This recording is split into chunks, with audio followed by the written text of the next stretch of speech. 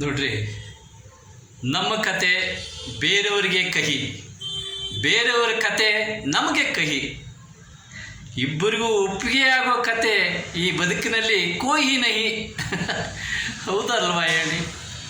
ತಂದೆ ತಾಯಿ ಮುಂದೆ ನಾವೆಲ್ಲ ಎಷ್ಟೇ ದೊಡ್ಡವರ ಆದ್ರೇನಂತೆ, ತಂದೆ ತಾಯಿ ಮುಂದೆ ನಾವೆಲ್ಲ ಮಗುವಿನಂತೆ.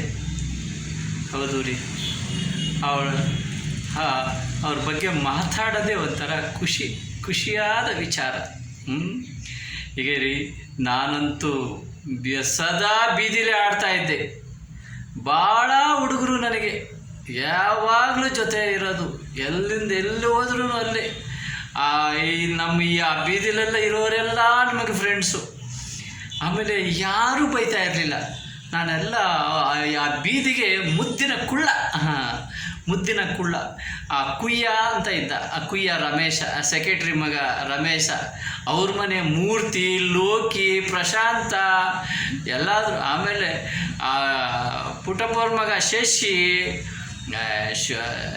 ಅಲ್ಲ, ಇವನು ಶಿವಶಂಕರ, ಫ್ರಾನ್ಸಿ, ಮತ್ತು ಅಲ್ಲಿಂದ ಬಂದ ಅದ್ರ ಜೊತೆಲೆ ಪ್ರಶಾಂತ, ಚಟ್ನಳ್ಳಿ ಸೀನಪ್ಪವ್ರ ಮಗ ಉಮೇಶ, ಆ ಜ್ವಾಲೇಂದ್ರ, ಜನಾರ್ದನ, ನಾರಾಯಣ, ಒಬ್ಬರಲ್ಲ ಆ ರಂಗಸ್ವಾಮಿ, ಮತ್ತು ಅಲ್ಲಿಂದ ಬಂದು ನಮ್ಮ ಸೂರ್ಯನಾರಾಯಣರ ಮಗ ಸತ್ಯಶಂಕರ.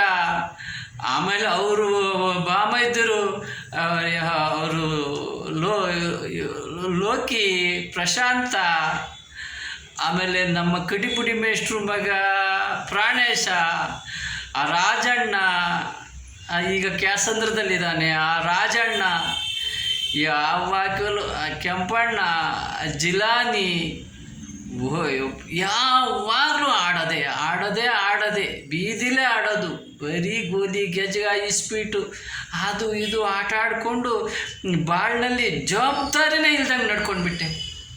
ಆದರೂ ನನ್ನ ತಾಯಿ ದೇವತೆ ಒಂದು ದಿವಸನೂ ನೀನು ಹಿಂಗಾದ್ರೆ ಹೆಂಗೋ ಉದ್ಧಾರ ಆಗ್ತೀಯಾ, ನೀನು ಉದ್ಧಾರ ಆಗ್ತೀಯನೋ, ನೀನು ಹಿಂಗೆ ಮಾಡಿದ್ರೆ ಹೆಂಗೋ ಅಂತ ಒಂದು ದಿವಸ ಬೈದೋಳಲ್ಲ ನನ್ನ ತಾಯಿ ದೇವತೆ. ಯಪ್ಪ, ಏನಾರ ತಿನ್ಕೊಂಡು ಆಡೋ ಅಂದೋಳು. ಯಾವ್ದಾರ ನೆಂಟ್ರ ಮನೆಗೆ ಹೋಗಿದ್ರಿ, ಯಪ್ಪ ನನ್ನ ಕಂದ ಬೆಳಗ್ಗೆಯಿಂದ ಇಷ್ಟು ತಿಂದಿರೋದು ಏನು ಮಾಡ್ತಾದೋ ಅಂತ ಓಡಿ ಬಂದ್ಬಿಡು. ಎಲ್ಲರೂ ನಗೋರು. ಈ ಹಸು ನೋಡಿ, ಕರು ನೋಡಿ ಹಸು ಓಡಿ ಬರುತ್ತಲ್ಲ, ಹಂಗೆ ಬರೋಳು. ಯಪ್ಪ, ಹೌದಲ್ವಾ? ಅವು ನೋಡಿರಿ, ಅವು ಬರ್ತಾಯಿದ್ರೆ ನಾವು ಪ್ರಾಣಿಗಳು ನೋಡಿ ನಾವು, ಇಲ್ಲ ನಮ್ಮನ್ನು ನೋಡಿ ಪ್ರಾಣಿಗಳು. ಅವು ನೋಡ್ರೆ ಒಂಥರ ಸೋಜಿಗೆ ಆಗುತ್ತೆ. ಈಗಲೂ ಒಂದು ಕಣ್ಣಲ್ಲಿ ಕಟ್ತಂಗಿದೆ ಆ ಸಮಯ, ಸಂದರ್ಭಗಳು. ಹೀಗೆ ರೀ, ನನ್ನ ತಾಯಿ ದೇವತೆ ನನಗೋಸ್ಕರ ಜೀವನ ತೇದ್ಬಿಟ್ಲು. ಆಡಿಸಿದಳೆ ಶೋಧೆ, ಜಗದೋದ್ಧಾರನ ಮಗನೆಂದು ತಿಳಿಯುತ್ತಾ ಆಡಿಸಿದಳೆ ಶೋಧೆ. ಹೀಗೆ ನಾನು ಇವಳನ್ನು ಉದ್ಧಾರ ಮಾಡ್ತೀನಿ ಅಂತ ನನ್ನನ್ನು ಸಾಕಿ ಸಲಹಿದ್ಲು.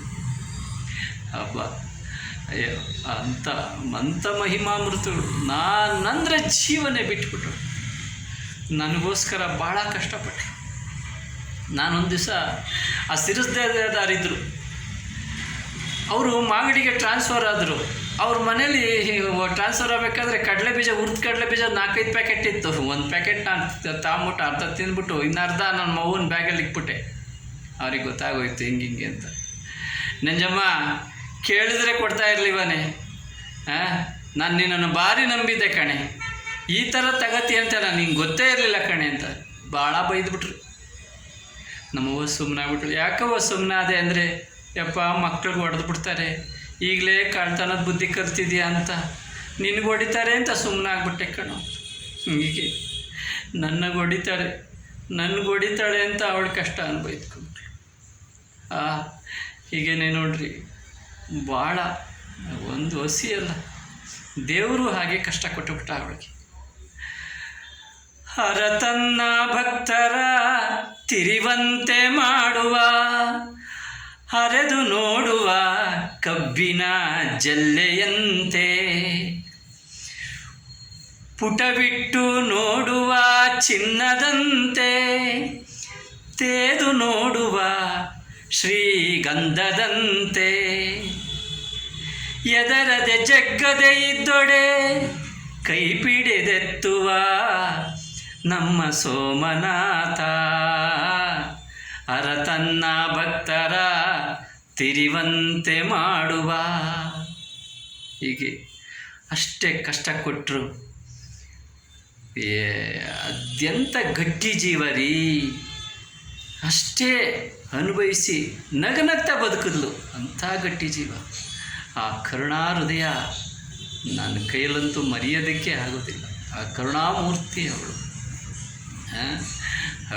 ಅವಳು ನೆನೆಸ್ಕೊಳ್ಳೋದೇ ಒಂದು ಸೌಭಾಗ್ಯ ನನಗೆ. ನಾನಿಲ್ಲದೆ ಅವಳಿಲ್ಲ, ಅವಳಿಲ್ಲದೆ ನಾನಿಲ್ಲ ಅನ್ನೋ ಥರದಲ್ಲೇ ನಾನು ಬದುಕಿದ್ದು. ಅದು ನೋಡ್ರಿ, ಆ ದೇವ್ರ ಮಹಿಮೆ ನೋಡ್ರಿ. ಆ ತಾಯಿನ ಜೀವದಲ್ಲಿ ಆ ಮಕ್ಕಳ ಮನಸ್ಸನ್ನು ಹೇಗಿಟ್ಟಿರ್ತಾನೆ, ಮಕ್ಕಳ ಮನಸ್ಸಲ್ಲಿ ಆ ತಾಯಿನ ಹೆಸರನ್ನ ಹೇಗಿಟ್ಟಿರ್ತಾನೆ ಅಂತ. ಅದಕ್ಕೆ ಅಲ್ವೇನೋ ಅಂದ್ರೆ ಆ ಮಹಿಮಾಮೃತ ಅನ್ನೋದು ಆ ದೇವರನ್ನ. ದೇವರಂಥ ತಾಯಿ ಕೊಟ್ಟ ದೇವರಿಗೆ ನನ್ನ 108 ನಮಸ್ಕಾರ.